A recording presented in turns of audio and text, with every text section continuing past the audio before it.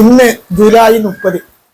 കേരളത്തിൽ സമാനതകളില്ലാതെ ഏറ്റവും വലിയൊരു ദുരന്തമാണ് ഇന്ന് സംഭവിച്ചിരിക്കുന്നത്.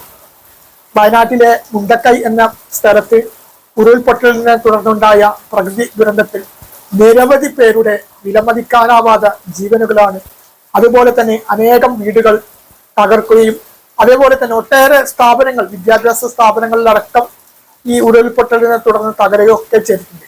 നിരവധി കുടുംബങ്ങൾ ഇപ്പോൾ ദുരിതാശ്വാസ ക്യാമ്പിൽ കഴിയുകയാണ്. രാത്രി 1:30 ഈ ദാരുണമായ സംഭവം നടന്നത്. കേരളത്തിൽ ഇന്ന് വരെ ഇതേപോലെയുള്ള ഒരു സമാനതകളിലുള്ള ഒരു ദുരന്തം കേരളത്തിൽ ഇന്ന് വരെ ഉണ്ടായിട്ടില്ല. അത്രക്കും ഭയാനകരമായിട്ടുള്ള ഒരു ദുരന്തമാണ് വയനാട്ടിലെ മുണ്ടക്കൈയിൽ സംഭവിച്ചിട്ടുള്ളത്. ഒട്ടേറെ കുടുംബങ്ങൾ ഇന്ന് ഇപ്പോൾ തീർത്തും നിരാലംബരായി മാറിയിരിക്കുകയാണ്. ഒട്ടേറെ പേർക്ക് ഗുരുതരമായ പരിക്കുകൾ ഏൽക്കുകയാണ്. പ്രകൃതിക്ക് മുമ്പിൽ, പ്രകൃതിയുടെ വിളയാട്ടത്തിന് മുമ്പിൽ മനുഷ്യർ എത്രത്തോളം നിസ്സഹനായി നോക്കി നിൽക്കേണ്ടി വരും എന്നതിന്റെ ഏറ്റവും വലിയ ഒരു ഉദാഹരണം കൂടിയാണ്. നമ്മളൊക്കെ സഹോദരങ്ങൾ ഉണ്ടാകാം, സഹോദരിമാരുണ്ടാകാം, നമ്മളൊക്കെ അറിയുന്നവരുണ്ടാകാം.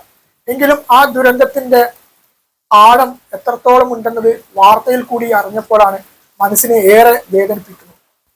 2018 ശേഷമാണ് കേരളത്തിൽ ഇങ്ങനെയുള്ള ഒരു പ്രളയ സംഭവം ഉണ്ടാകുന്നത്.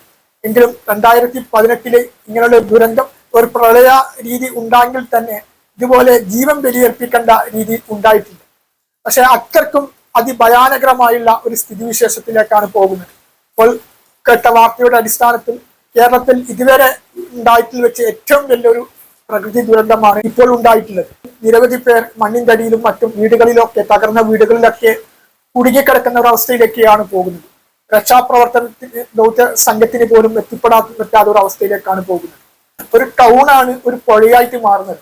അത്രക്കും ഭീകരമാണ് ഈ പ്രകൃതി ദുരന്തം. മരണപ്പെട്ടവരുടെ കുടുംബത്തിന്റെ ദുഃഖത്തിൽ നമുക്ക് പങ്കുചേരാം. അതുപോലെ തന്നെ ഈ ദുരന്തത്തിൽ പരിക്കേറ്റവരുടെ പരിക്കുകൾ എത്രയും പെട്ടെന്ന് മാറട്ടെ എന്നും നമുക്ക് സർവശക്തനോട് ഈ അവസരത്തിൽ ആത്മാർത്ഥമായി പ്രാർത്ഥിക്കാം.